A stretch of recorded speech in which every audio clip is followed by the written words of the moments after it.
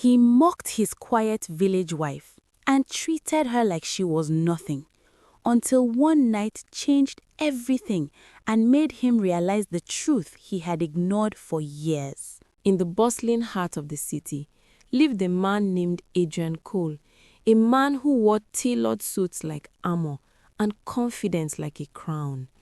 He walked as though pavement had been poured just for his stride.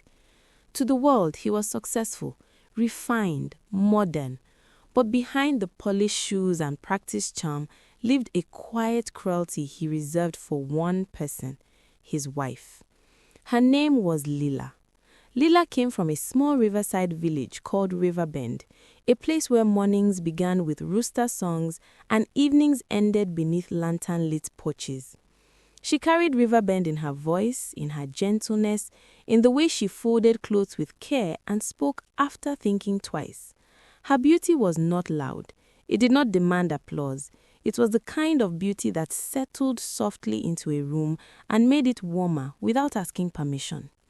Her skin glowed like sunlit honey. Her eyes held patience that could calm storms. And when she smiled, truly smiled, something in the air softened. But to Adrian, none of that mattered. "She's just a village girl," he would say with a shrug whenever someone asked about her. He convinced himself that marrying her had been an act of generosity. In his mind, he had rescued her from dusty roads and small dreams, brought her into shining city lights. He believed she owed him gratitude for every breath she took in that house. And so he corrected her, constantly. "Why do you pronounce it like that?" he would snap at dinner parties. "Stand straighter. Don't laugh so softly. It makes you look unsure." Each comment was delivered lightly, sometimes wrapped in laughter, but they cut deeper than knives sharpened in silence. In public, he turned her into a performance. In private, he turned her into a shadow. When guests visited, he would grin and say, "You know, Lila didn't grow up with all this. Riverbend is very different." The room would ripple with awkward laughter. Lila would lower her eyes and clutch her dress as if bracing against cold wind. Once, his friend Marcos spoke up. "Adrian, that's your wife. You don't embarrass your wife." Adrian waved him off. "Relax, she knows I'm joking." But Lila did not know. She only knew the tightening in her chest, the quiet ache behind her ribs. At night, she would lie awake staring at the ceiling while the city hummed beyond the windows. Tears would slide silently into her hairline. She would whisper prayers, not for joy, not for revenge, but for strength, just enough strength to survive tomorrow. Over time, she learned to shrink. She spoke less, laughed less, took up less space. Adrian began staying out late, his cologne mixing with unfamiliar perfume. When he came home, she served him dinner without question. He would scroll through his phone, smiling at messages that made his eyes light up in ways she had not seen in years. "You are too quiet," he told her. "Men get tired of women like you." She believed him. The woman who captured his attention was named Selena. Bold, fashionable, city-born. Her heels clicked like punctuation marks. Her laughter rang at silver bells demanding attention. To Adrian, she represented everything Lila was not. Also, he thought. What Lila did not realize was that Selena had been inside their home many times. She had shared tea at their table. She had listened to Lila cry over the phone. "Some men don't know what they have," Selena would murmur soothingly. Then, after hanging up, she would dial Adrian and repeat every fragile confession. "She cried again today," Selena would say. "Ah, you see why I can't stand her. Too sensitive." Selena would laugh softly. "You deserve someone who matches your level." The words fed his ego like dry wood feeding fire. One evening, Lila returned from the market earlier than expected. She carried ingredients for Adrian's favorite meal, hoping, foolishly, that kindness might soften him. As she pushed the door open, laughter drifted through the living room. Familiar laughter. Her heart skipped, then pounded. She stepped inside. Adrian stood close, too close to Selena. His hands rested on her waist. Their lips were locked in a kiss that burned like betrayal under bright lights. The grocery bag slipped from her hands, tomatoes rolling across the floor like scattered truths. Adrian turned slowly, annoyance clouding his face. "We need to talk." Her voice trembled. All those nights I cried to you, this is what you are doing? Selina said nothing. That silence screamed louder than a confession. That night, Adrian packed Lila's clothes into 2 worn boxes. He did not shout. He did not apologize. He did not hesitate. Go back to Riverbend. You never belonged here. And she walked out with shaking legs and a heart that felt like shattered glass beneath her ribs. Within days, Selina moved in. She replaced curtains, dishes, sheets, every trace of Lila erased like chalk in rain. Lila stood by the roadside with her boxes, unsure where to go. Then a voice called her name. Lila! It was Marcus. He saw the boxes, the tears, the devastation. Without asking questions, he lifted her belongings. Come with me, you can stay at my place. I don't want to be a burden, she whispered. You never were, he replied gently. And that was the night everything broke. Marcus's apartment was modest but peaceful. No raised voices, no cutting jokes disguised as humor, just calm walls and quiet mornings. Marcus gave Lila the guest room and space to breathe. The first night she slept there, she did not dream, she did not cry. She simply slept, a deep, heavy sleep that felt like falling into safety. In the morning, sunlight filtered through curtains, gentle and golden. For the first time in years, she woke up without dread clawing at her stomach.